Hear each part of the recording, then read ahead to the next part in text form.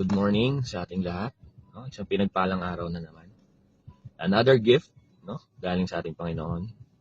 Another chance to live with our loved ones. So, gusto ko lang mag-share, no, ng isang way on how to pray more effective. No? Para sa akin lang naman to. But I hope na dun sa iba maging effective din sa kanila. No? Kasi before what I did, I prayed because I'm asking for something. Meron akong gustong makuha, meron akong gustong hilingin. No? Then napagtanto ko lately na bago ko pa siya hilingin, nabigay na pala sa akin matagal ng panahon. It's just that na kulang ako sa actions. No? Kaya pakiramdam ko na left behind ako, parang hindi nadidinig yung mga dasal ko, kasi nga walang nangyayari. Yun pala is dahil kulang ako sa actions.